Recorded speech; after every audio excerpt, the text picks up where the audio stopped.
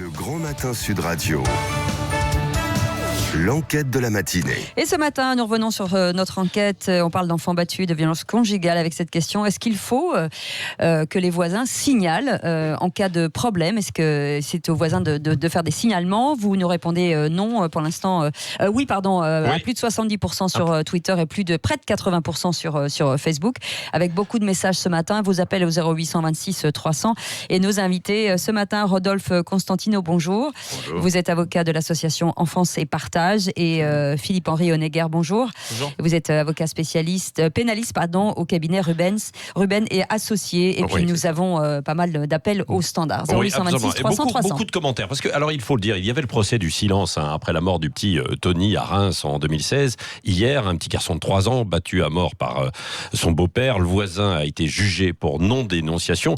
Finalement, il a été relaxé. Mais à travers cela, eh bien, c'est ce procès en fait finalement du quotidien, si je puis dire, sur est-ce que l'on doit dénoncer ses voisins quand on entend en fait des choses qui ne sont pas très normales. Rodolphe Constantino, vous êtes mobilisé sur ce sujet en fait, notamment pour les enfants, pour qu'on dénonce. Oui, je suis mobilisé sur ce sujet puisque je suis l'avocat d'Enfance et Partage depuis 25 ans maintenant, et que toutes les associations de protection de l'enfance depuis des décennies et des décennies, elles prônent évidemment la dénonciation, la rupture de la loi du silence, parce que c'est le seul moyen d'en sortir, et qu'elle dépense aussi beaucoup d'argent en fait, pour faire passer cette parole. Mais je m'étonne même qu'on ait ce débat en réalité, parce que finalement, on l'a parce que finalement la loi le tranche. C'est-à-dire la question, elle ne peut pas être est-ce qu'il faut dénoncer ou est-ce qu'il ne faut pas dénoncer. C'est-à-dire que la loi dit aujourd'hui, et elle le dit depuis longtemps, que dénoncer c'est une obligation. Oui, et c'est vrai pour les enfants battus, mais c'est vrai aussi pour beaucoup d'autres violences, les violences conjugales. Absolument. Philippe-Henri Honegger. Alors c'est vrai pour les traitements pour les enfants, c'est vrai il existe une autre infraction qui s'appelle la non-dénonciation de crime, c'est vrai pour tout un tas de choses, et effectivement, la question n'est pas de savoir s'il faut ou pas dénoncer des traitements. Ce que prévoit la loi, en revanche, c'est quand on a connaissance de traitements dégradants ou violents envers les enfants, on a l'obligation d'informer les autorités administratives et judiciaires. Et donc la question, et c'était toute la question de ce procès qui a eu lieu hier, c'est la question de la connaissance. Qu'est-ce que ça veut dire? Oui, c'est ça. Avoir connaissance, voilà. Parce que il y a une autre infraction qui existe et qui s'appelle la non-dénonciation qui s'appelle la dénonciation calomnieuse. La dénonciation calomnieuse, c'est justement de signaler aux autorités une infraction qui n'est pas réel. Et donc, vous estimez qu'il y a un risque alors? Il y a forcément un risque parce que moi je suis voisin, j'entends des choses bizarres à côté de chez moi. Je suis dans une situation paradoxale.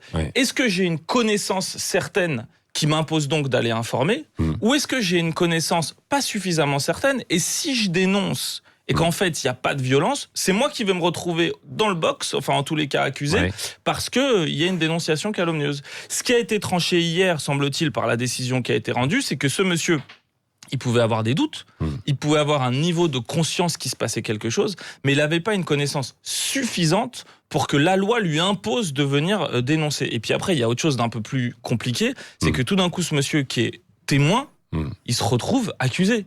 Et ça, c'est particulièrement gênant. Oui, mais c'est dans la loi, ce que vous disiez, Rodolphe Constantino. Oui, je voudrais répondre à mon contradicteur par la chose suivante, c'est que la dénonciation calomnieuse, pour qu'elle soit constituée, il faut que la personne qui est dénoncée savait que les faits étaient faux et donc le faisait dans une intention de nuire. Ah oui. Alors, c'est pas une petite chose, ça, hein. C'est pas un petit élément constitutif à côté duquel on peut passer. C'est-à-dire que il faut qu'il y ait une mauvaise intention de la part de celui qui dénonce parce qu'il sait que les faits qu'il dénonce sont faux. Celui qui se trompe peut avoir un doute. N'est pas l'auteur de dénonciation calomnieuse. Par ailleurs, le fait de savoir ou de pas savoir, je suppose que vous n'étiez pas à l'audience hier. Non. Moi, mon association est partie civile, même si elle n'a pas débattu hier, parce qu'elle ne voulait pas débattre dans ce débat qui était devenu schizophrénique. C'est-à-dire que il faut qu'on soit très clair. C'est l'histoire de la cravate bleue et de la cravate rouge que la mère offre à son fils. Et quand il met la rouge, on lui dit « Ah bon, mais tu n'aimes pas la bleue ?» Et quand il met la bleue, on lui dit « Mais tu n'aimes pas la rouge ?» C'est-à-dire que hier, c'était à peu près ça qui s'est mis à l'œuvre entre les associations, cette espèce de cacophonie absolument extraordinaire. Les uns disant « Ben oui, mais il il faut le condamner parce qu'il savait, et qu'il avait dit d'ailleurs dans le dossier qu'il savait et qu'il avait parfaitement conscience du fait qu'il s'agissait de maltraitance. Quand cela disait cela, d'autres répondaient « Ah oui, mais alors du coup, ça va dissuader d'autres gens de témoigner, parce que s'il est accusé, ils vont avoir peur, et du coup, ils accepteront plus de témoigner. » Ceux qui disaient « Ah ben oui, mais il faut pas le condamner, parce qu'il faut protéger ceux qui pourraient témoigner et qui demain auraient peur. » À ceux-là, on disait « Ben oui, mais alors vous respectez pas la loi, parce que la loi dit qu'il faut dénoncer. » Et du coup, la justice a réagi de manière schizophrénique, c'est-à-dire qu'il a été poursuivi, mais non condamné. Ouais. Mais s'il a été non condamné, c'est justement qu'ils ont estimé qu'il n'avait pas la connaissance suffisante qui lui imposait d'aller signaler ça aux autorités. Et c'est d'ailleurs enfin moi j'étais pas à l'audience, vous avez raison, mais j'ai lu les comptes rendus qui ont été faits, et dans les comptes rendus, il semble que lui disait « Je me doutais. Je savais qu'il y avait des choses, mais je ne savais pas, je ne pouvais pas imaginer que c'était ça qui se passait de l'autre côté du mur. C'est extrêmement délicat. On va continuer dans un instant avec beaucoup de commentaires. Juste Cécile. un petit message dans le cadre de violence conjugale. Certains disent tu fais un signalement, la femme défend son mari, et puis ta vie devient un enfer et tu es obligé de déménager.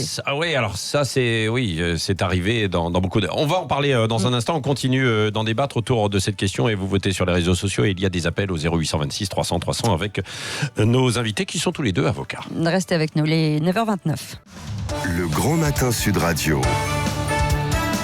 L'enquête de la matinée. Tout de suite, on revient sur cette enquête. Est-ce aux voisins de faire un signalement? On parle bien sûr dans le cadre d'enfants battus, de violences conjugales et de toute forme de violence en général, avec Rodolphe Constantino qui est avocat de l'association Enfance et Partage, et Philippe-Henri Honegger qui est avocat pénaliste au cabinet Ruben et Associés. Et vos appels 0826 300 300. Oui, Cynthia est avec nous. Cynthia est là. Ah oui. Bonjour Cynthia.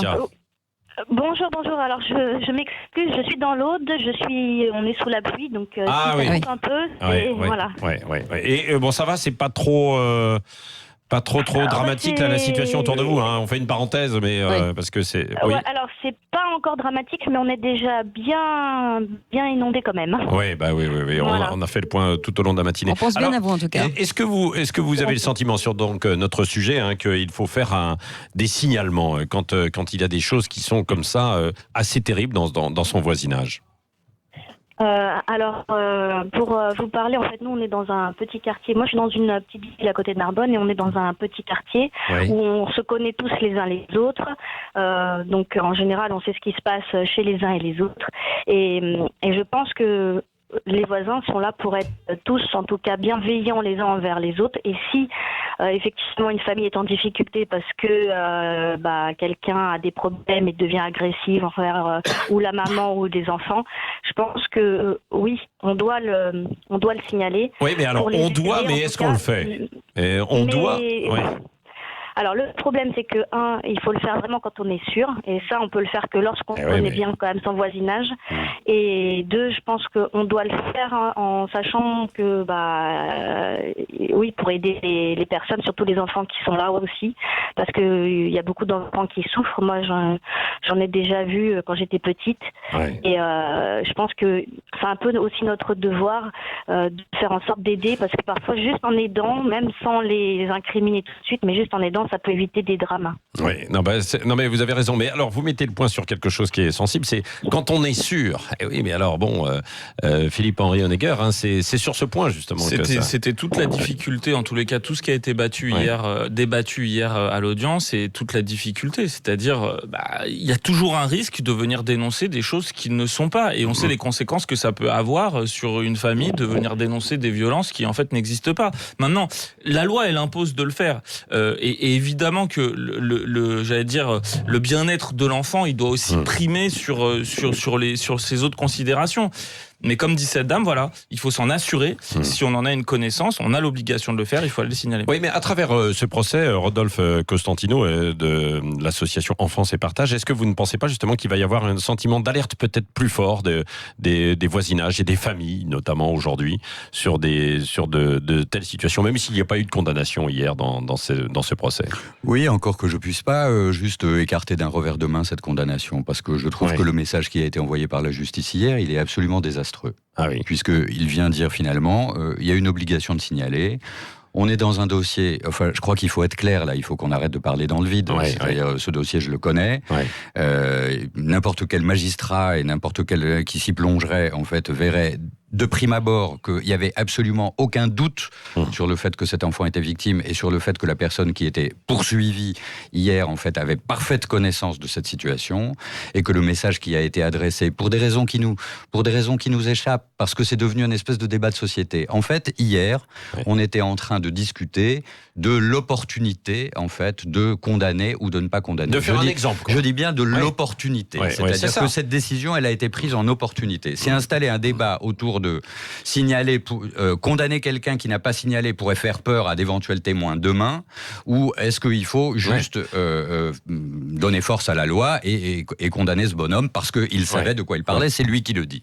Et pour toutes les personnes qui nous écoutent ce matin, qui vivent effectivement la même chose, qui ont entendu des choses chez leurs voisins, c'est quoi les bons conseils ? Est-ce que d'abord il faut aller voir les voisins ? Est-ce qu'il faut taper à la porte ? Est-ce qu'il faut déjà commencer cette démarche de solidarité entre voisins et de dialogue ? Écoutez, d'abord sur la question de la certitude, c'est-à-dire qu'il n'est pas question d'aller signaler parce que on entend juste un enfant qui pleure ou parce qu'un jour on a vu son père le gronder. Les situations sur lesquelles ou le traitement aux femmes des violences conjugales, qui va un peu dans ce cadre-là. Il faut qu'il y ait de la répétition. Là, ce dont on est en train de parler sont des situations où on voit un enfant qui est couvert de bleu, un enfant dont on entend qu'on lui propose de lui mettre la tête dans sa pisse, un enfant dont on entend les gifles qu'il reçoit, un enfant qui hurle jour après jour, c'est-à-dire la question dans ces termes-là, elle se pose même pas. Alors qu'est-ce qu'il y a à faire ? Appeler le 119. Alors voilà, c'est la première chose. Ça c'est le numéro. C'est le numéro national, considéré comme l'autorité administrative, en fait, qui elle va avoir la possibilité de transmettre à l'autorité judiciaire. Est-ce qu'on vous demande votre identité ? Est-ce que c'est anonyme ? On vous le demande, mais vous pouvez rester anonyme si vous voulez. Le problème, c'est que si vous restez anonyme, et c'est la politique du 119 aujourd'hui, il va falloir donner quand même un certain nombre de renseignements pour étayer un peu pour essayer d'éviter précisément l'appel du mal intentionné, en fait, qui voudrait nuire à ses voisins. Donc ça, c'est un problème.